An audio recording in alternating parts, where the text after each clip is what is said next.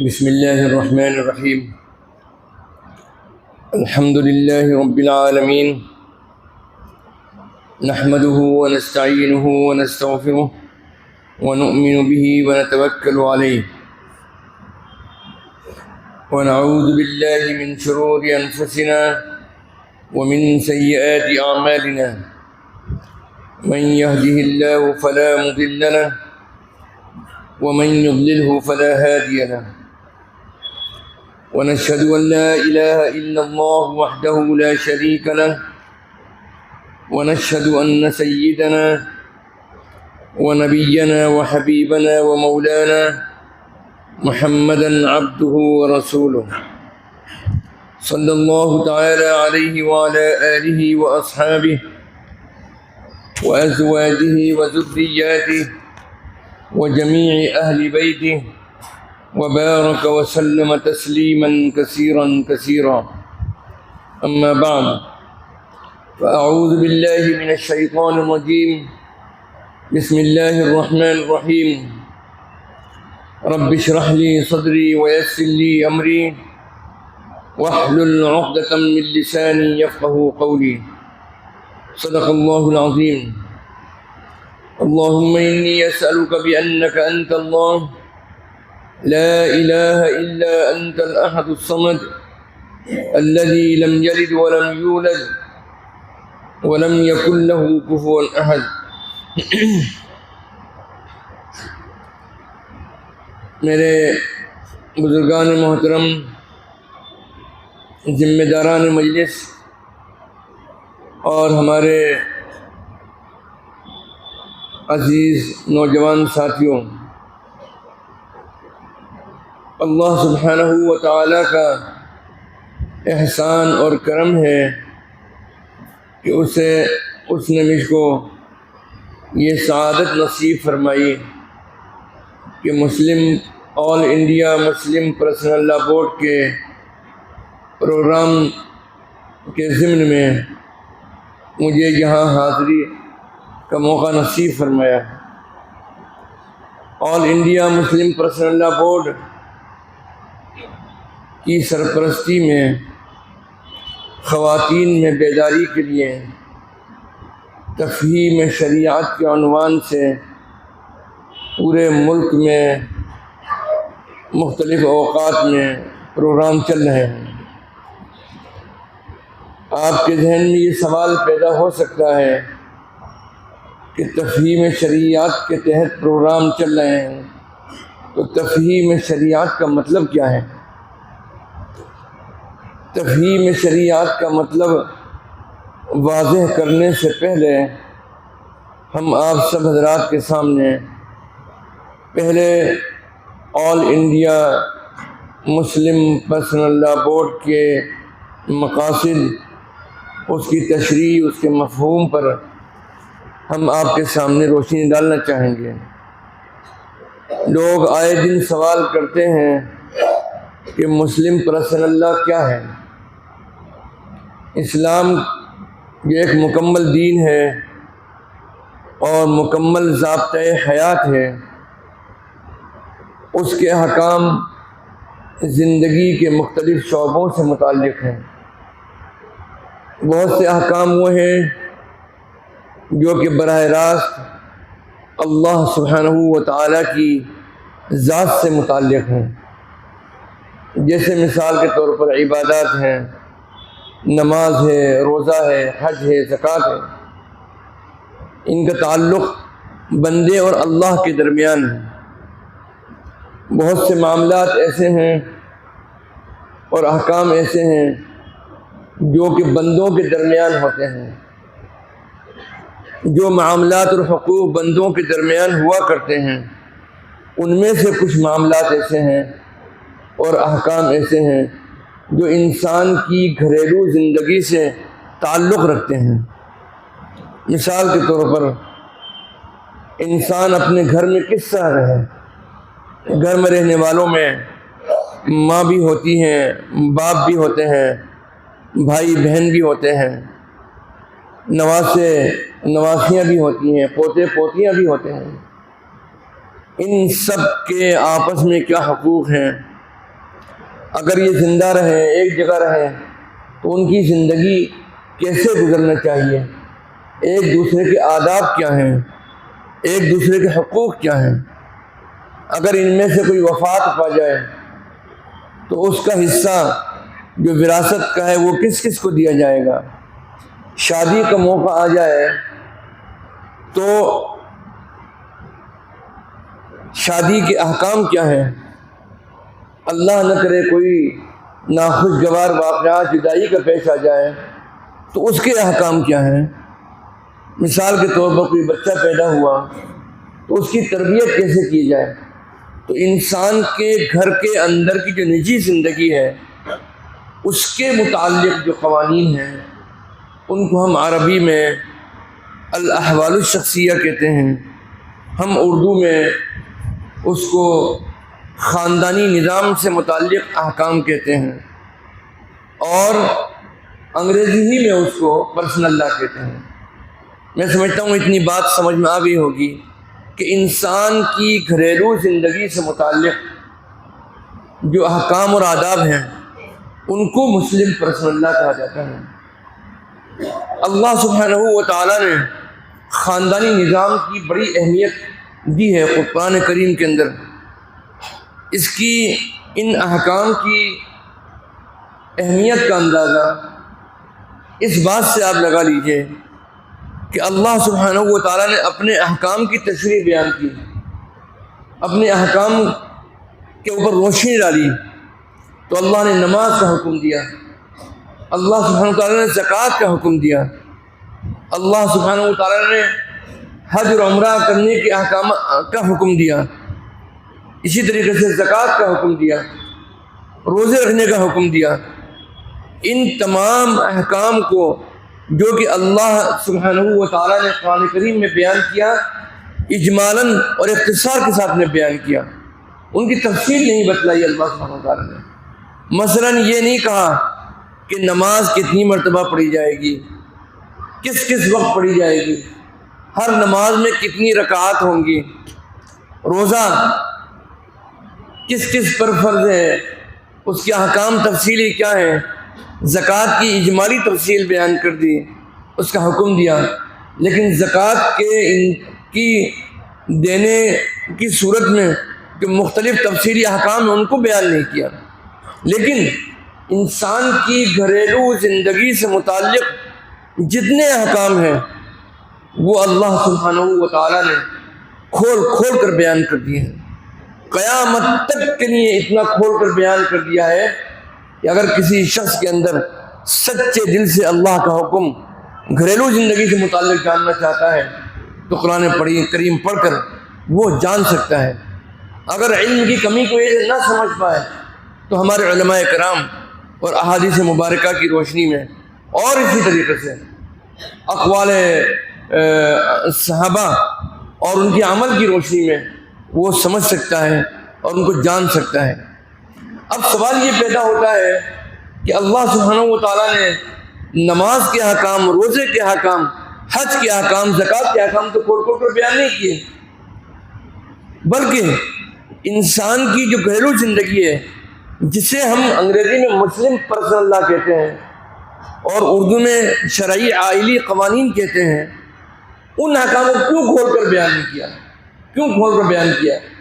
اس کی حکمت ہمارے علماء کرام یہ بیان فرماتے ہیں کہ انسان کے اور اللہ کے درمیان جو احکام ہیں، انسان کا فطری مزاج ہے کہ وہ اللہ سے متعلق احکام کو اہمیت دیتا ہے، لیکن بندوں سے متعلق جو احکام ہیں وہ رات دن کے ساتھ بیٹھتا ہے، اٹھتا ہے، کیا سمجھے، تو اس کے ذہن میں کہیں نہ کہیں اس کی اہمیت کم ہوتی ہے یا کم ہو سکتی ہے، اور اس کی اہمیت اللہ کے نزدیک کم نہیں ہے، جس طرح نماز، روزے اور حج زکوٰۃ کی اہمیت اللہ کے نزدیک کم نہیں ہے، اسی طریقے سے گھریلو زندگی سے متعلق جو احکام ہیں ان کی اہمیت بھی اللہ کے نزدیک کم نہیں ہے۔ اللہ سبحانہ و تعالیٰ نے قرآن کریم میں کئی آیات میں کھول کھول کر بیان کر دیا کہ اگر تم جس طریقے سے میں تمہارے نماز، روزے، حج، زکوٰۃ سے میں راضی ہوتا ہوں۔ اسی طریقے سے بندوں کے متعلق جو میں نے گھریلو زندگی کا نظام تم کو دیا ہے اپنے نبی کے ذریعے، اس پر عمل کرو گے تو میں تم سے راضی ہوں گا، اس پر عمل نہ کرو گے تو میری ناراضگی ہوگی۔ تو بار بار اس طریقے، یہاں تک کہ سورہ بقرہ، سورہ نساء، سورہ آل عمران، سورہ مائدہ اور اس کے علاوہ بہت ساری صورتوں کے اندر اللہ سبحانہ و تعالیٰ نے وراثت کے احکام، گود لینے کے احکام، نکاح کے احکام، طلاق کے احکام اور شفا کے احکام، یہ جتنے بھی 12، 15، 18 صورتیں ہیں جو کہ انسانی گھریلو زندگی کے ضابطے سے تعلق رکھتی ہیں، ان تمام کے احکام کو اللہ سبحانہ و تعالیٰ نے کھول کھول کر قیامت تک کے لیے خود قرآن کریم میں نازل فرما دیا۔ اب بتلاؤ کہ اگر کوئی اہمیت اللہ کے نزدیک اس کی اہمیت نہ ہوتی تو اللہ اس کی اہمیت بندوں میں اجاگر کرنے کے لیے کوئی تفصیل بیان کرتا۔ تو اللہ کے نبی صلی اللہ علیہ وسلم نے ان تمام احکام کی جو بھی جہاں تفصیل کی ضرورت تھی آپ صلی اللہ علیہ وسلم کی تفصیلات بیان کی۔ تو میں یہ عرض کرنا چاہتا ہوں کہ جس گھر میں انسان، جس گھر کے اندر، جس مسلمان کے گھر میں خاندانی نظام شریعت کے مطابق نہیں ہے، وہ کبھی بھی ارتداد کا شکار ہو سکتا ہے، دین سے دور ہو سکتا ہے۔ نماز، روزہ، حج، زکوٰۃ بھی جس طریقے سے انسان کو دین سے جوڑتی ہے، اللہ سے رشتہ قائم کرتے ہیں یہ حکام، اسی طریقے سے گھریلو زندگی کے حکام بھی ہم کو اللہ سبحانہ و تعالیٰ سے جوڑتے ہیں۔ ایک شخص سے نکاح حرام ہے، اگر آپ اس سے نکاح کر لیں گے تو بتلاؤ کہ یہ اللہ کی ناراضگی کا سبب بنے گا نہیں بنے گا؟ ایک شخص ہے جو کہ آپ کے نکاح میں آ ہی نہیں سکتی ہے کوئی عورت، تو آپ اس کو نکاح میں لے آؤ گے، محرم ہے، تو آپ یہ بتلاؤ کہ اللہ سبحانہ و تعالیٰ اس سے راضی ہوگا یا ناراض ہوگا؟ اس سے تعلق قائم کرنا حرام کاری کا ذریعہ بنے گا۔ اس طریقے سے کوئی بچہ پیدا ہوا ہے تو اس کا دودھ کب تک پلایا جائے گا؟ اللہ سبحانہ و تعالیٰ نے اس کو، وہ کس کا حق ہے؟ تربیت کا حق کس کو ہے؟ ماں کو ہے یا باپ کو ہے؟ طلاق اگر کوئی صورت میں اگر تعلقات نہیں بن پا رہے ہیں تو اللہ سبحانہ و تعالیٰ اس کو آسان طریقے سے جدا ہونے کا بھی ذریعہ بتا دیا۔ یہ نہیں ہو سکتا کہ آپ عورت کو طلاق بھی نہ دیں اور اس کو معلق رکھیں اور دوسرا نکاح کر لیں، اللہ سبحانہ و تعالیٰ اس بات کی اجازت نہیں دیتا ہے۔ تو انہی احکام کی اہمیت کے پیش نظر ہمارے اکابرین نے ہمیشہ پوری امت کے درمیان ان احکام کی تفصیل اور اہمیت کو کھل کر بتایا۔ ہندوستان کے اندر ایک لمبے عرصے تک انگریزوں کی حکومت رہی۔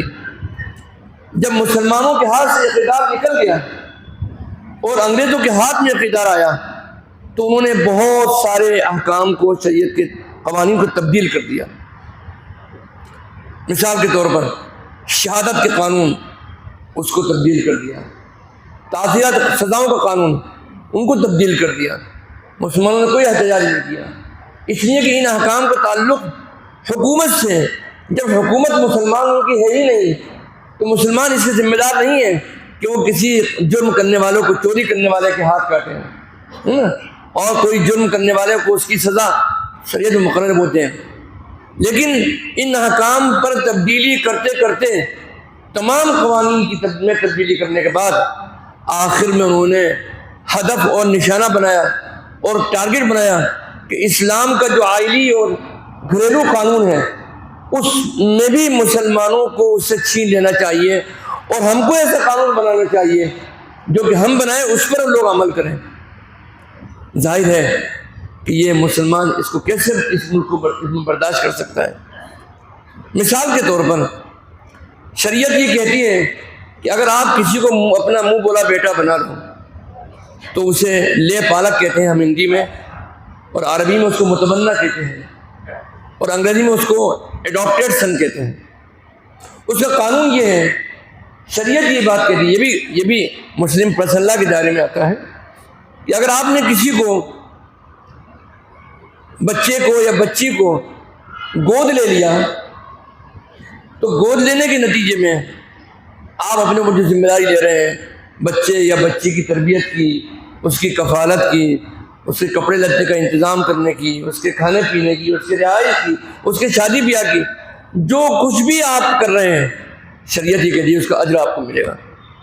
لیکن اگر آپ اس دنیا سے چلے جائیں تو آپ کی وراثت میں منہ بولے بیٹے اور بیٹی کا آپ کی وراثت میں حصہ نہیں ہوگا۔ دنیا کا قانون یہ کہتا ہے کہ جس طریقے سے کہ حقیقی اولاد کا وراثت میں حصہ ہے، بالکل اسی طریقے سے جو منہ بولا بیٹا ہے جسے ہم لے پالک کہتے ہیں اس کا بھی اتنا ہی برابر کا حصہ ہوگا۔ اب اس طریقے سے یہ بات چلتی رہی۔ انگریزوں کے دور حکومت میں حکومت نے یہ چاہا کہ اس قانون میں یعنی مسلم پرسنل لا میں تبدیلی کر کے ہم اپنا قانون بنائیں تاکہ مسلمان جو شرعی قوانین ہیں گھریلو زندگی سے اس پر عمل کرنے سے محروم ہو جائیں، تاکہ آنے والی نسلیں جب عمل ہی نہیں کریں گی، جب اسلامی گھریلو قانون جب زندہ ہی ہے گھر میں تو آنے والی نسلیں مرتد پیدا ہوں گی، ان کو پتہ ہی نہیں ہوگا اسلام ہمارے گھر کے اندر کیا چاہتا ہے، اللہ کے حکام کیا ہے، اللہ کی مرضی کس چیز میں ہے۔ تو انہوں نے اس کے لیے بہت چالاک تھے انگریز، اور آج بھی، اور ان کے اندر ان یہودیوں اور عیسائیوں میں چالاکی انتہائی درجے کی ہے، بہت دور کی سوچتے ہیں اور بہت دور کے لے کے آتے ہیں۔ تو انہوں نے ایک کمیشن بٹھایا بجائے ایک دم عمل کر دینے کے، جسے آج کی حکومت بلا سوچے سمجھے کوئی احکام نافذ کر دیتی ہے اور اس پر عمل کرنے کے لیے مجبور کرتی ہے۔ ایسا انہوں نے نہیں کیا، بلکہ ایک کمیٹی بٹھائی جسے رائل کمیشن کا نام دیا گیا۔ یہ رائل کمیشن الگ الگ وقت میں 3 مرتبہ بیٹھا، اس کو تشکیل دی گئی، اور تینوں مرتبہ اس نے برطانوی دور حکومت کے ذمہ داروں کو یہ رپورٹ دی کہ ابھی تک ہم نے جتنی تبدیلیاں کی ہیں اسلامک لاء میں، اسلامی قانون میں، اس کا تعلق براہ راست انسان کی، مسلمانوں کی گھریلو زندگی اور پرسنل لا سے نہیں تھا، اور یہ نجی زندگی کے جو قوانین ہیں ان کا تعلق شریعت سے براہ راست ہے۔ اگر اس میں کوئی تبدیلی کی گئی تو ہندوستان کا مسلمان اس کو برداشت نہیں کرے گا، اور اس کے نتیجے میں اس بات کے امکانات بھی ہیں کہ بغاوت پیدا ہو جائے، اور بغاوت کے نتیجے میں ہمارے اس ملک سے ہمیں اقتدار سے محروم ہونا پڑ جائے۔ نتیجہ یہ ہوا کہ اس نے فیصلہ کر لیا کہ ہمیں اس معاملے میں نہیں جانا ہے، جیسا چل رہا ہے ایسا ہی چلنے کا۔ اتفاق کی بات یہ ہوئی کہ 1930 کے آس پاس میں ایک بھائی اور ایک بہن، 2 بچوں کے والد کا انتقال ہو گیا۔ بھائی یہ چاہتا تھا کہ بہن کو وراثت میں حصہ نہیں دے، اور بہن یہ چاہتی تھی کہ بھائی مجھ کو جو شرعی اعتبار سے قرآن کریم میں جو اس نے حق دیا ہے، بہن کو حق دیا گیا ہے والد کی وفات کے بعد میں، وہ شرعی حق وراثت کا اس کو مل جائے، جو اس کا حصہ بنتا ہے۔ تو بہن برطانیہ کے سول عدالت میں چلی گئی اور اس نے یہ شکایت کی کہ میرا بھائی مجھے میری وراثت میں حصہ نہیں دینا چاہتا، لہذا مجھ کو شریعت کے مطابق جو اسلام نے میرے لیے حصہ مقرر کیا ہے ایک بہن کی حیثیت سے، وہ حصہ مجھے دلوایا جائے۔ بچے کو یعنی بھائی کو یہ کہا گیا تم اپنا ترک پیش کرو، تم اپنا موقف پیش کرو، تم اپنی بات کہو۔ بھائی نے یہ بات کہی کہ ہم کنورٹیڈ مسلم ہیں، پہلے ہمارے ہاں ہم ہندو دھرم پر تھے، بعد میں ہم اسلام لے کر آئے، تو ہم آج کی تاریخ میں مسلمان ضرور ہیں، لیکن ہمارے یہاں پرانے زمانے سے یہ روایت چلی آ رہی ہے کہ بیٹیوں کو، ماؤں کو، بہنوں کو وراثت میں حصہ نہیں دیا جاتا، یہ ہمارے یہاں کسٹم ہے۔ اور آج بھی پوری دنیا کی عدالتوں میں جس طریقے سے کہ مذہبی روایات کی اہمیت ہے، اس سے زیادہ ان کے نزدیک کسٹم کی اور روایات کی اہمیت ہے۔ لہذا انہوں نے کہا کہ اگرچہ قرآن یہ کہتا ہے کہ اس کو حصہ ملنا چاہیے، لیکن چونکہ اس کمیونٹی میں، تمہاری کمیونٹی کے اندر عورت کو حصہ نہیں دیا جاتا ہے وراثت میں، لہذا چونکہ کسٹم ہے تو کسٹم کی بنیاد کے اوپر بچی کو محروم کر دیا اور بھائی کو اس بات کی اجازت دے دی کہ اس کو کوئی ضرورت نہیں ہے جائیداد میں حصہ دینے کی۔ اس وقت ہمارے علماء حضرت تھانوی رحمۃ اللہ علیہ، شیخ الہند رحمۃ اللہ علیہ اور ہمارے اکابرین پورے ملک کے سب جمع ہوئے اور انہوں نے کہا کہ اس بات کا خطرہ تھا، اب حکومت ہند پر، برطانیہ پر اس بات کا دباؤ ڈالنا ہمارے لیے ضروری ہو گیا ہے کہ ہم حکومت سے کہیں کہ ہمارے آئلی اور پرسنل لا میں، آئلی قوانین میں کسی طرح کی مداخلت نہ کرے، ورنہ ہم بغاوت کا جھنڈا بلند کر دیں گے۔ ایک عرصے کے بعد، ان کی لگاتار جدوجہد کے بعد، ہمارے اکابرین علماء کرام کی جدوجہد کے بعد میں حکومت برطانیہ راضی ہو گئی اور اس نے یہ قانون پاس کیا۔ اس قانون کو کہتے ہیں شریعت اپلیکیشن ایکٹ 1937 1938۔ دو قانون پاس ہوئے، ایک 1937 میں پاس ہوا اور ایک 1936 میں پاس ہوا۔ اس قانون میں یہ بات کہی گئی کہ اگر دونوں فریقین مسلمان ہوں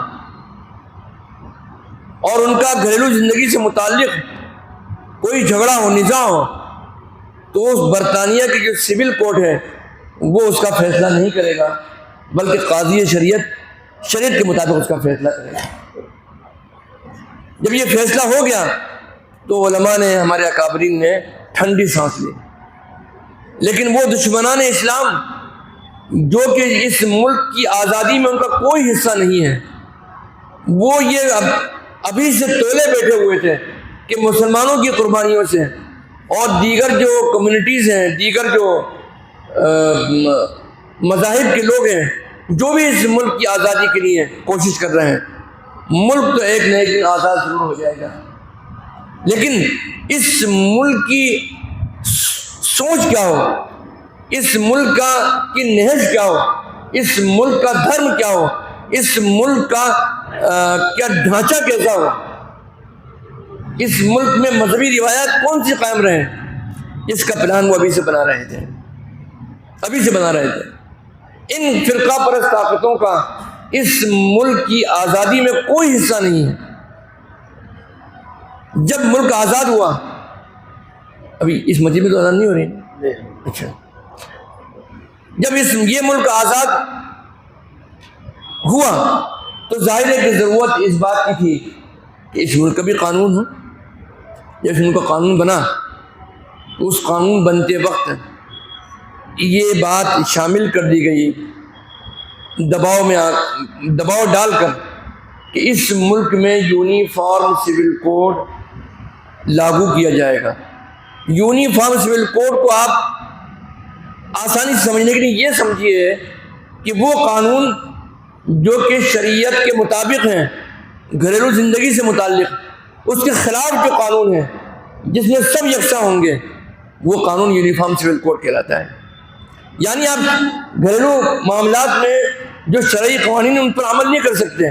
مثال کے طور پر نکاح کرنا ہے تو مسجد میں ہوگا، یہ شریعت کہتی ہے، 2 گواہ ہوں گے، مہر ہوگا، یہی بات ہے۔ لیکن اس میں کچھ واجبات ہیں، کچھ سنت ہیں، جیسے ولیمہ کرنا سنت ہے۔ یہ کہتے ہیں کہ پھیرے لگاؤ، تو ہندوستان کا مسلمان چاہے جتنا گیا گزرا ہے، چاہے جتنا کمزور آنے والا ہے، کیا وہ اس بات کو برداشت کرے گا کہ ہمارے بچے اور بچیوں کا نکاح پھیرے رکھ کر ہو؟ نہیں، کوئی مسلمان خواہ ایمان کی چنگاری بھی اگر اس کے اندر موجود ہے تو کسی حالت میں اس بات کو برداشت نہیں کرے گا۔ وہ یہ چاہے گا کہ میرے بچے اور میری بچی، یا میرا بیٹا یا میری بیٹی، میرا پوتا ہے میرا پوتی، میرے نواسے میری نواسی کا جو نکاح ہو وہ مسجد میں ہو، سنت کے مطابق ہو، شرعی احکام کی روشنی میں ہو، اللہ کے نام کے ساتھ میں ہو، اللہ کے کلام کے ساتھ میں ہو۔ لیکن یہ کہتے ہیں کہ سب نہیں یکساں قانون ہوگا اور سب ایسے نکاح کریں گے اسلام یہ کہتا ہے کہ اگر میاں بیوی کے درمیان ذہن ہموار نہیں ہے اور ایک دوسرے کا ذہن ایک دوسرے کے موافق نہیں ہے تو اسلام نے آسان طریقہ بتلایا کہ طلاق کے ذریعے، اور وہ بھی طلاق حسن کے ذریعے، آہستہ آہستہ جو جدا ہو جائے، اس کا ایک پورا ایک ضابطہ ہے شریعت میں طلاق کا بھی۔ یہ کہتے ہیں کہ طلاق آپ دے ہی نہیں سکتے، طلاق دے گا تو کورٹ دے گا، اور کورٹ کا عالم دیکھ لیجئے، یونیفارم سول کوڈ کے تحت گوا کے اندر جو ہے اس میں ایک مسلمان عورت نے طلاق کی درخواست دی، درخواست دینے کے بعد میں اس کو جو طلاق نامہ منظور ہوا اس میں 24 سال لگ گئے، اور 24 سال تک مقدمہ لڑتی رہی۔ جب طلاق نامہ اس کو مل گیا تو اب وہ دوسرا نکاح کر سکتی ہے۔ اب آپ بتائیے اس عورت نے کیا کہا، رو رو کر کہا کہ جج صاحب میری زندگی کی جوانی تو آپ کھا گئے، ابھی طلاق نامہ میرے کس کام کا ہے، اس کو آگ میں جلا دیجیے۔ یہ ہے یونیفارم سول کوڈ، تمہارے گھریلو زندگی کا فیصلہ ہم کریں گے، تم نہیں کر سکتے ہو۔ مثال کے طور پر یہ تمام چیزیں چل رہی تھیں کہ یونیفارم سول کوڈ لاگو کیا جانا چاہیے، کیا جائے گا ایسا نہیں، لاگو کیے جانے کی کوشش کرنی چاہیے۔ اس ملک میں شراب بند ہونی چاہیے، اس ملک میں ہر آدمی کو گھر میں رہنے کا مکان ملنا چاہیے، اس ملک میں رہنے والے ہر باشندے کو کے لیے تعلیم کا بندوبست ہونا چاہیے۔ یہ سارے مشورے دیے گئے اسی دستور کے اندر، لیکن ان کو وہ یاد نہیں آتے۔ ہزاروں بے روزگار پھر رہے ہیں، ان کے اوپر رحم نہیں آتا۔ جو سڑکوں پر سو رہے ہیں ان کے لیے کبھی حکومت نے مکانوں کا انتظام کیا؟ نہیں کیا۔ ہزاروں بھوکے ہیں، ان کے لیے کبھی حکومت نے کبھی سوچا؟ آپ دیکھ لیجیے ہر ہندوستان کے ہر اسٹیشن کے اوپر آپ کو خالی پیٹ بھوکے لیٹے ہوئے ملیں گے، نہ ان کے پاس بستر ہے، بس ان کی تھکاوٹ ہی ان کا نیند آنے کا ذریعہ بن جاتی ہے، ورنہ اتنی مشکل حالات میں کس کو نیند آ سکتی ہے؟ عام آدمی کو تو نیند نہیں آ سکتی، لیکن مجبوری ہے کہ وہ سو رہا ہے۔ اس پر تو کوئی عمل نہیں کیا حکومت نے، لیکن ایک سازش کے تحت کہ اس ملک کو ایک دھرم کا، ایک ہی مذہب کے رخ پر لے کے جانا ہے، اور اسلام کی جڑوں کو کمزور کر دینا ہے، اور اس حد تک کمزور کر دینا ہے کہ اس ملک میں آنے والے وقت میں کوئی مسلمان نام کا مسلمان تو رہے لیکن حقیقی طور پر ایمان اپنے دل میں رکھنے والا ایمان والا نہ رہے۔ اس لیے ان کا یونیفارم سول کوڈ لاگو کیا جائے۔ چلیے پارلیمنٹ میں بحث ہوئی اور بہت لمبے عرصے تک بحث چلتی رہی، آخر میں یہ کہا گیا کہ مسلمانوں کو فکر کرنے کی ضرورت نہیں ہے، ایسی کون پاگل حکومت آئے گی جو کہ زبردستی یونیفارم سول کوڈ لاگو کرے گی؟ وہ پاگل حکومت آ جاتی ہے۔ 1971 میں سنیے، 1971 کے اندر ایک قانون آیا، لے پالک بل، ایڈاپشن بل۔ اس ایڈاپشن بل کا مقصد کیا تھا؟ اس وقت کے لا منسٹر نے اعلان کیا کہ ہم یہ بل پیش کر رہے ہیں، یعنی اس کا مطلب یہ ہے کہ اس ملک میں ہر رہنے والا انسان، اس ملک کا شہری، خواہ وہ ہندو ہو یا مسلمان ہو، سکھ ہو، عیسائی ہو، کسی بھی زبان کا بولنے والا ہو، کسی بھی کمیونٹی سے تعلق رکھتا ہو، ان سب کے اوپر یہ لازم ہوگا کہ اگر اپنے گھر میں کسی بچے بچی کو وہ ایڈاپٹ کر لیتے ہیں، منہ بولا بیٹا بیٹی بنا لیتے ہیں، تو ان کی جائیداد میں اس کا حصہ لازماً ہو جائے گا۔ اب قرآن کیا کہتا ہے؟ قرآن یہ کہتا ہے کہ ہرگز نہیں۔ اللہ کے نبی صلی اللہ علیہ وسلم نے ایک صحابی کو محبت نے فرما دیا کہ یہ میرا بیٹا ہے، تو صحابہ کے درمیان یہ بحث چھڑ گئی کہ شاید اللہ کے نبی کے وارث تب یہی ہوں گے۔ اللہ سبحانہ وتعالی قرآن کریم میں فرمایا ذالکم قولکم بافواہکم واللہ یقول الحق وہو یہدی السبیل۔ یہ جو تمہارے منہ بولے بیٹے بیٹیاں ہیں، یہ تم نے اپنی زبان سے کہا ہے، وراثت میں اس کا حق نہیں ہے۔ قرآن نے ہی صاف کر دیا اس چیز کو۔ اب جب قرآن نے کہہ دیا تو اس کا مطلب یہ ہوا کہ کوئی مسلمان اگر کسی منہ بولے بیٹے یا بیٹی کو اپنی طرف منسوب کریں یہ میری اولاد، اور ایک جہالت میں آج کل ایک بات اور چل رہی ہے، بہت سے جوڑوں کے درمیان اللہ نے ان کے مقدر میں اولاد نہیں لکھی ہے، تو اولاد نہیں لکھی ہے تو اللہ کے مقدر میں اللہ جس کی بھی اولاد نصیب فرمائے، اس میں بھی اللہ کی مصلحتیں ہو سکتی ہیں، لیکن وہ اولاد کے رکھنے کے شوق میں کسی کو منہ بولا بیٹا ہے بیٹی بنا لیتے ہیں۔ اب اپنے آدھار کارڈ میں، اپنے آئی ڈی میں اس کو لیے لکھتے ہیں کہ وہ میرا بیٹا ہے میری بیٹی ہے۔ نعوذ باللہ من ذالک۔ شریعت یہ کہتی ہے کہ یہ گناہ عظیم ہے، یہ حرام ہے۔ تم اس کو علماء لکھتے ہیں کہ اس کو اپنی طرف منسوب نہیں کر سکتے ہو، تم یہی کہو کہ تم میرا منہ بولا بیٹا ہے بیٹی ہے۔ اگر تم اپنا منسوب کر لو گے اور وہ اولاد جس کے حقیقی والدین نے تم کو تربیت کے لیے دیا ہے، تمہاری خواہش کو پورا کرنے کے لیے دیا، یا تم کو کوئی یتیم بچہ ملے گا تم نے اڈاپٹ کر لیا اس کو، ان تمام صورتوں میں تم کو یہ اجازت نہیں ہے کہ تم اس کو اپنی طرف منسوخ کرنے لگ جاؤ، یہ گناہ عظیم ہے۔ تو آج جہالت میں شریعت میں انشاءاللہ 5 منٹ میں بات ختم کر دوں مولانا، 5 منٹ میں انشاءاللہ، آپ بے فکر رہیں۔ تو یہ کہتے ہیں یونیفارم سول کوڈ، یعنی حکومت یہ کہتی ہے کہ آپ کی گھریلو زندگی کا جو قانون ہے وہ ہم بنائیں گے، اور وہ قانون کون سا بنائیں گے؟ جو ہندوازم کے اندر ہے، جو ہندو کا قانون ہم پر لاگو کریں گے۔ اس ملک کا دستور یہ بات کہتا ہے، اس ملک کا قانون یہ بات کہتا ہے۔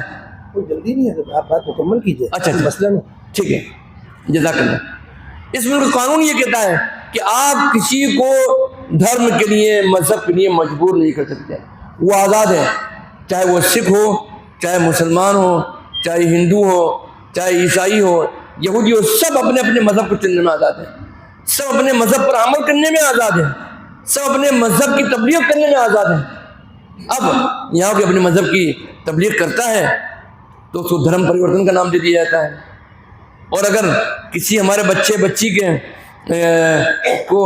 کا ہندو مذہب قبول کروایا جاتا ہے تو اس کو گھر واپسی کا نام دیا جاتا ہے۔ یہ اس ملک میں ناانصافیاں ہو رہی ہیں۔ تو جب میں پھر لوٹتا ہوں، جب 1971 میں یہ قانون آیا اور وزیر قانون نے اور لا منسٹر نے یہ کہتے ہوئے پیش کیا کہ یہ لیپالک بل ہم پارلیمنٹ میں پیش کر رہے ہیں اور یہ یونیفارم سول کوڈ کی طرف ہمارا پہلا قدم ہے، اگر وہ اس کا بل پاس ہو جاتا اس وقت، تو آپ یہ بتائیے کہ کوئی ماں باپ، کوئی مرد یا عورت کسی بچے کو یا بچی کو اپنا منہ بولا بیٹا یا بیٹی بنا لیتے ہیں، اور اس کو جائیداد میں اگر حق دیا جاتا تو اللہ کے حکم کے خلاف ہوتا، اور اگر نہیں دیا جاتا تو یہاں کے حکومت کے قانون کے خلاف ہوتا، اس کو جیل بھیجنے کی تیاری کی جاتی۔ تو علماء نے اکٹھا ہوئے، پورے ہندوستان کے علماء جمع ہوئے، کہاں پر؟ بمبئی کے آزاد میدان میں، اور اس کو کہا جاتا ہے مسلم پرسنل لا کنونشن۔ یہ کنونشن اور یہ اجلاس جس میں کہ بریلوی، شیعہ، سنی، دیوبندی، ہر مسلک کے لوگ، ہر علاقے کے لوگ، ہر ملی تنظیم کے لوگ اس میں شریک ہوئے۔ ایک بزرگ نے یہ بات کہی آزاد میدان میں کھڑے ہو کر کہ اگر آج یہ پوچھا جائے کہ اس بستی کا ذمہ دار کہاں ہے تو پورے ہندوستان کے اندر ایک ہی جواب ملے گا اس کو، اور وہ یہ کہے، اس کو جواب میں یہ کہا جائے گا کہ بمبئی کے آزاد میدان کے اندر ہے۔ آزاد میدان میں کیا تھا؟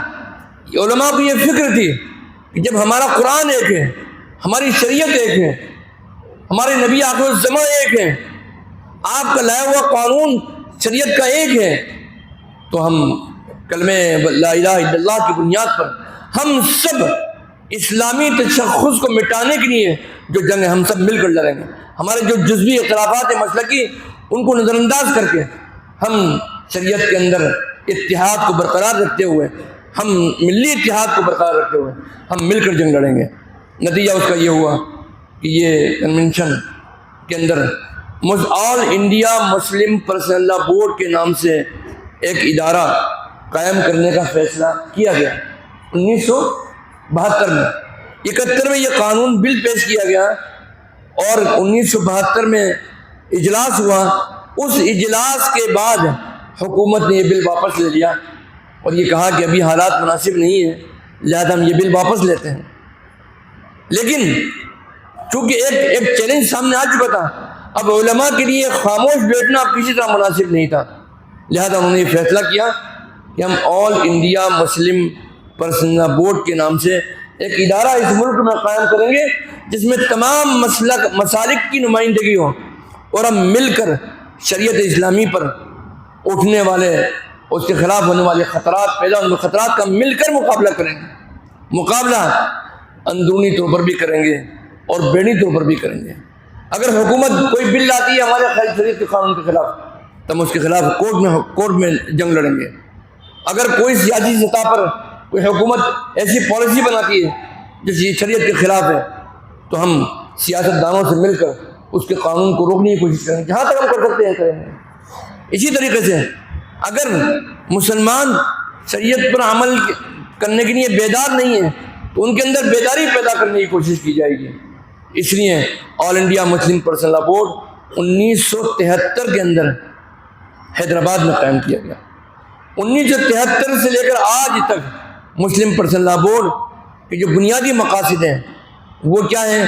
تحفظ شریعت اور تفہیم شریعت، اور ایک ہے نفاذ شریعت۔ تحفظ شریعت کا مطلب یہ ہے کہ شریعت کے اوپر جو بھی خطرات لاحق ہوں گے اس کا مسلم پرسنل لاء بورڈ کھل کر مقابلہ کرے گا، چاہے وہ کورٹ میں کرے، چاہے پارلیمنٹ میں کرے، چاہے میڈیا کے ذریعے کرے۔ اب اس کے بعد میں تفہیم شریعت کا جس کا پروگرام آج خواتین کے اندر ہو رہا ہے، اور خواتین نے بہترین تقریریں کی، میں دل خوش ہو گیا، میں نے دعائیں دی ان تمام خواتین کو، لگتا تھا کہ کوئی عالم تقریر کر رہا ہے۔ الحمدللہ مولانا بھی تشریف رکھتے تھے، میں نے ان کی تائید کی۔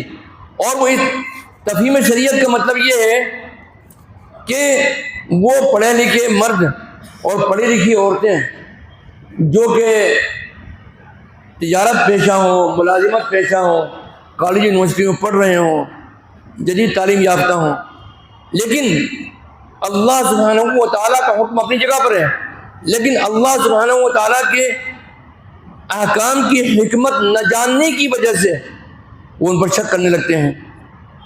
مثال کے طور پر عورت کو آدھا حق کیوں دیا گیا، مردوں کو اس کا ڈبل کیوں دیا گیا وراثت میں، شک کرتے ہیں۔ مثال کے طور پر نعوذ باللہ من ذالک، طلاق کا حق مرد ہی کو کیوں ہے، عورت کو کیوں نہیں ہے؟ حالانکہ طلاق کا مطلب جدائی اختیار کرنا، جدائی کرنے کا کہ احکام جو ہیں وہ مرد کے لیے بھی ہیں اور عورت کے لیے بھی ہیں۔ عورت جب اس پروسیس کو آگے بڑھائے گی تو اس کو فسخ نکاح کہا جاتا ہے، اور اگر خلا کہا جاتا ہے، اور اگر مرد کی طرف سے ہوگا تو طلاق کہا جاتا ہے۔ لیکن عدم واقفیت کی وجہ سے یہ تمام الزامات اسلام کے اوپر لگانے لگتے ہیں، اور وہ یہ کہتے ہیں کہ اسلام میں انصاف نہیں ہے، عورتوں کے ساتھ نہیں۔ حالانکہ اب وہ جائیداد کے اوپر جب وہ تقسیم ہوتی ہے، وراثت میں حصہ ملتا ہے، تو وہ یہ کہتے ہیں کہ عورت کا حصہ آدھا کیوں ہے، جبکہ آپ یہ بتلائیے کہ شریعت نے اتنی حکمتیں رکھی ہیں، جس کی جتنی ذمہ داری اس کی اتنی حصہ داری۔ ماں باپ اور شوہر اور بیوی، ان کے تعلقات پر ہم نگاہ ڈالیں تو شریعت نے تمام اخراجات کا جو ذمہ داری ڈالی ہے، گھریلو اخراجات کی، کفالت کی، گھر کی، مکان کی، کپڑے کی، لتے کی، سب کی ذمہ داری تعلیم کی کس کے اوپر رکھی ہے؟ شوہر کے اوپر رکھی ہے۔ اگر کوئی عورت تجارت بھی کرتی ہے اور لاکھوں نہیں کروڑوں روپیہ کماتی ہے، شریعت یہ نہیں کہتی کہ تم اپنے خرچے سے، اپنی جیب سے اس گھر کا نظام چلاؤ، وہ ذمہ داری کس کی ہے؟ شوہر کی ہے۔ اب آپ یہ بتائیے، جب ساری ذمہ داری شوہر کے اوپر ہے تو اس کا حصہ بھی زیادہ ہونا چاہیے نہیں ہونا چاہیے؟ اور کے اوپر تو کوئی ذمہ داری نہیں ڈالی اللہ سبحانہ و تعالیٰ نے۔ تو یہ برابری کہاں ہوا؟ یہ تو عدل اور انصاف ہوا۔ جس کی جتنی ذمہ داری ہے، جس کے اوپر جتنی ذمہ داری ہے، اسی اعتبار سے اس کا حصہ رکھا گیا ہے۔ پھر اللہ یہ بھی دیکھیے کہ عورتوں کو، خواتین کو جو وراثت میں حصہ ملتا ہے وہ اپنے شوہر کی طرف سے بھی ملتا ہے، اپنے سسرال کے اپنے میکے کی طرف سے ملتا ہے، سسرال کی طرف سے ملتا ہے۔ اس کے جو راستے ہیں وہ دو راستے ہیں، اور مرد جو ہے اس کو صرف اپنی فیملی میں اس کا راستہ صرف ایک ہی ہے۔ تقریباً 28 صورتیں ہیں، 28 صورتوں میں صرف 6 صورتیں ایسی ہیں جن کے اندر کہ شوہر کو حصہ زیادہ ملتا ہے، عورتوں کو ملتا ہے۔ تقریباً 8 یا 10 صورتیں ایسی ہیں جس میں عورت کو اور مرد کو برابر ملتا ہے۔ اس کے علاوہ باقی صورتیں ایسی ہیں جس میں عورت کو زیادہ ملتا ہے اور مرد کے مقابلے میں۔ تو اب آپ بتائیے شریعت کے احکام کتنی کیسی کیسی حکمتوں پر مبنی ہے. اللہ سبحانہ و تعالیٰ قرآن کریم میں ارشاد فرمایا الا لہ الخلق والامر تبارک اللہ واسع. اس نے پیدا کیا ہے تو حکم اسی کا چلے گا, ہمارا اور آپ کا حکم نہیں چلے گا. یہاں بی جے پی کی حکومت کوئی حکم نافذ کرے گی تو اس ملک کا مسلمان کسی طریقے سے بھی اسلامی قوانین میں تبدیلی کو برداشت نہیں کر سکتا. لہذا اب یہ قوانین چلتے رہے تو اللہ سبحانہ و تعالیٰ کے قوانین اور احکام کی حکمتوں کو بیان کرنا تاکہ دل مطمئن ہو جائے, ہمارے اسکالات دور ہو جائیں, اس کو تفہیم شریعت کہا جاتا ہے, یعنی شریعت کو سمجھانا. اسی طریقے سے اللہ سبحانہ و تعالیٰ کی مدد سے یہ تحفظ شریعت کا بھی پروگرام بنایا گیا, تفہیم شریعت کا بھی اور نفاذ شریعت کا بھی. اب آپ یہ بتلائیے کہ دارالقضاء کے اندر کا جو نظام ہے, میں ایک یہ بات کہتا ہوں, الحمدللہ مسلم پرسنل لا بورڈ کے قیام سے لے کر کنونشن پہلا کہاں ہوا, بمبئی کے آزاد میدان میں, اور جب تحریک چلی QR کوڈ کے ذریعے رائے مانگی گئی, طلاق کے ٹرپل طلاق کے موقع کے اوپر بھی تقریباً 5 کروڑ 80 لاکھ 84 لاکھ لوگوں نے دستخط کیے, زیادہ تر خواتین کے تھے, اور اس میں بھی سب سے زیادہ دستخط مہاراشٹر کی طرف سے تھے.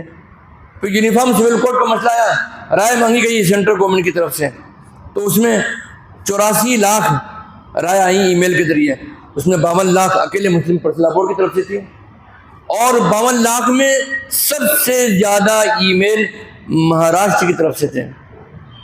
اب نفاذ شریعت کا مسئلہ آتا ہے کہ ہمارے جو نزاعات ہیں, ہمارے اختلافات ہیں گھریلو زندگی سے متعلق, وہ تمام کو ہم کو دارالقضاء میں لے جا کے حل کرنا چاہیے.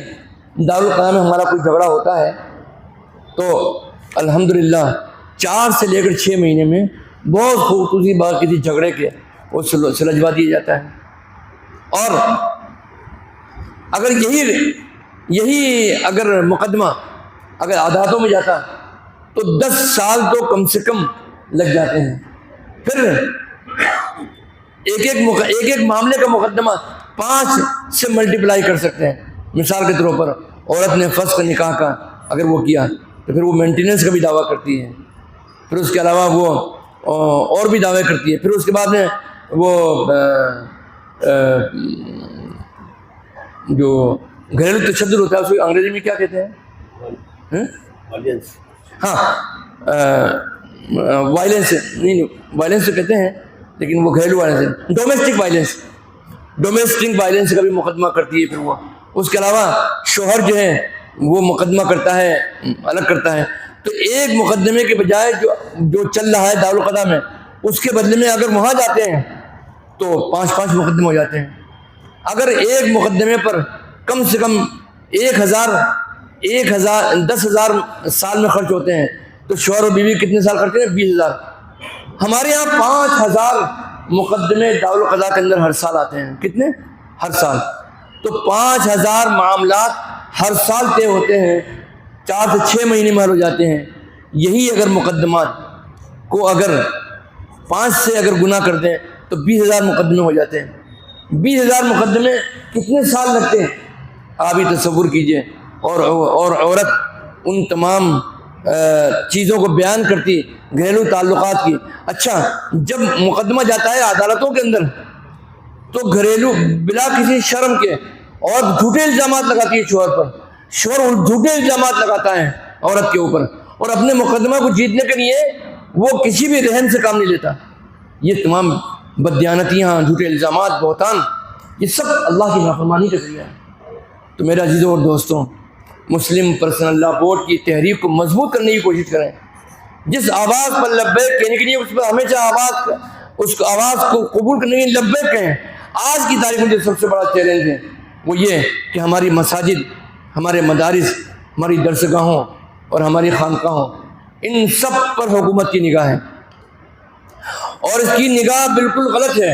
یہ آج ہم پر حملہ کر رہی ہے, کل کو خود ہندوؤں کے مندروں پر بھی کو بھی بخشے گی نہیں, ان کی جائیداد پر بھی قبضہ کرے گی. لیکن ایک ہی وقت میں ان کو اس لیے مسئلہ نہیں بنا رہی ہے کہ اگر ان کو بھی چھیڑ دیتے ہیں مسئلے کو تو حکومت یہ بل پاس نہیں کر سکتی۔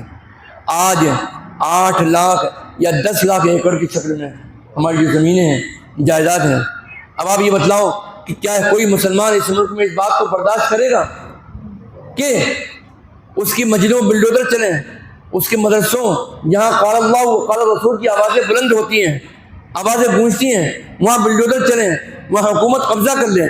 کوئی مسلمان گیا گزرا مسلمان بھی اس چیز کو برداشت کر سکتا ہے؟ نہیں کر سکتا۔ اب یہ قانون لے کے آج آ رہی ہے اور جوائنٹ پارلیمانی کمیٹی نے اس کو منظور کر لیا ہے۔ اسی مہینے میں آل انڈیا مسلم پرسنل لا بورڈ کی مجلس عاملہ کا اجلاس ہونے والا ہے۔ وہ فیصلہ کرے گا کہ ہمیں احتجاج کیسے کرنا چاہیے۔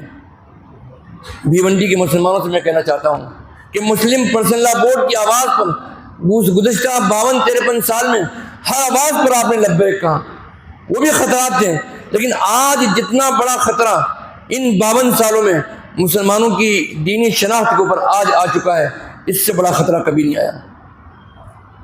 تو آپ مسلم پرسنل لا بورڈ کی آواز پر لبیک کہنے کے لیے تیار ہو انشاءاللہ؟ ہمارے اکابرین جس چیز کا حکم دیں گے اس حکم پر عمل کرنے کے لیے تیار ہو؟ آپ کو یہ بات باور کرانی ہے کہ تم اسلام کے خلاف ہمارے گھریلو زندگی میں مداخلت کرتے ہوئے اسلام کے خلاف قانون لے کر آؤ گے تو ہم اس چیز کو برداشت نہیں کریں گے۔ ہم کو اپنا احتجاج درج کروانا ہے۔ اس کا طریقہ کیا ہوگا، اس کی گائیڈ لائن اور اس کے اصول اور ضوابط اور اس کا رجحان خود آل انڈیا مسلم پرسنل لا بورڈ حالات کو دیکھ کر کرے گا انشاءاللہ۔ میں یہ سمجھتا ہوں کہ ہم یہ ہرگز ہم گارنٹی سے نہیں کہہ سکتے کہ ہمارے احتجاج سے یہ شریعت کا یہ قانون نہیں بدل پائے گا، لیکن شریعت کو زندہ کرنے والوں میں قیامت کے دن ہمارا نام درج ہو جائے، یہ کتنی بڑی خوش قسمتی کی بات ہے۔ تو بھئی آپ چاہتے ہو نا کہ شریعت زندہ رہے، اللہ کا دین قیامت تک زندہ رہے، اس کے لیے جتنی بھی جدوجہد کرنی پڑے گی، جان سے، مال سے، عزت آبرو سے، سب اس میں برابر کے شریک رہو گے انشاءاللہ۔ اللہ آپ کو سلامت رکھے، اللہ آپ کو عافیت سے رکھے، عافیت سے رکھے، اللہ آپ کے جان کی، آپ کے مال کی، آپ کے ایمان کی، عزت کی، آبرو کی، سب کی حفاظت فرمائے۔ آپ اپنے جان و مال کو اللہ کے لیے قربان کر دو، اللہ فرشتوں کے ذریعے حفاظت فرمانے والا ہے انشاءاللہ۔ یہ دعائیں بھی کرو اور سجدے میں گر کر دعائیں کرو۔ یہ جو حالات ہیں گناہوں کی بدولت، معصیتوں کی بدولت آ رہے ہیں، یہ اتنی ظالم حکومت ہے، اس کے خلاف اللہ کے فیصلے ظاہر نہیں ہو رہے ہیں۔